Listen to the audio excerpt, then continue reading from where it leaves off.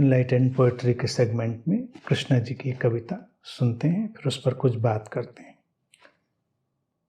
सुख में सब पास आते हैं, सुख में सब पास आते हैं, दुख में सब खो जाते हैं, दुख में सब खो जाते हैं।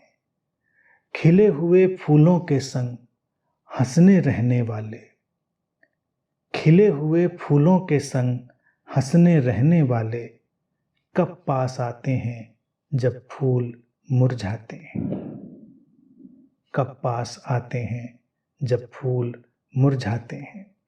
अच्छे मौसम के साथी कहाँ दूर तक चल पाते हैं, अच्छे मौसम के साथी कहाँ दूर तक चल पाते हैं। धीरे धीरे सब पत्तों से पीले होकर झर जाते हैं। सुंदरता पास खींचती, सुंदरता पास खींचती, असुंदरता दूर फेंकती। जीवन की धारा, जीवन की धारा सबके ऊपर से बहती, जीवन की धारा सबके ऊपर से बहती। सुंदर और असुंदर को सहेजती और सींचती। जो इस धारा के संग, जो इस धारा के संग पूरी तरह बह पाते हैं, वो ही बस रह पाते हैं, बाकी सब यूं ही बह जाते हैं। जीवन, जीवन के यथार्थ और हमारे जो ढंग हैं उनकी सारी बात इसमें है। लोगों के स्वार्थ, उनकी सीमाएं, उनकी बात है। आम तौर से लोगों का ढंग यही है। सुख हो जीवन में संगी साथी मित्र होंगे, दुख हो सब भागने लगते हैं। खिले हुए फूलों के संग हंसने रहने वाले कब पास आते हैं जब फूल मुरझाते हैं। लोगों का ढंग यही है।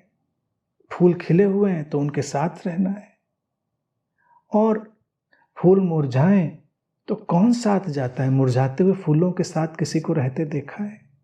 जो मुरझाते हुए फूलों के साथ भी रहे वही बुद्ध है, वही गुरु है। जंगल को अगर देखें तो जंगल की आत्मा, जंगल का होना खिले हुए फूलों के साथ भी वैसा है, मुरझाते हुए फूलों के साथ भी वैसा है। कौन संभालेगा उन फूलों को जब वो गिरेंगे, झरेंगे? संसार में तो ऐसा नहीं होता जो उनको भी वैसे ही थाम ले। वही तो जीवन है। अच्छे मौसम के साथी कहाँ दूर तक चल पाते हैं, धीरे धीरे सब पत्तों से पीले होकर झर जाते हैं। फेयर वेदर फ्रेंड्स, संबंधों की जो बात उठी थी वह अच्छे मौसम के साथी, फेयर वेदर। अच्छे मौसम में क्या साथ?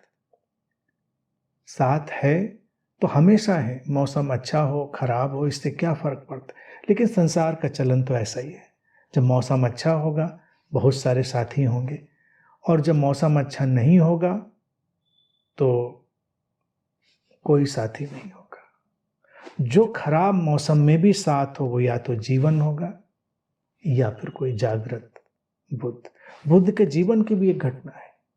कहते हैं कि वो एक बार कहीं से गुजरते थे तो एक नगर वधू, जिसको वेश्या, प्रोस्टिट्यूट कहते हैं, उसने उनके प्रति अपना प्रेम निवेदन किया।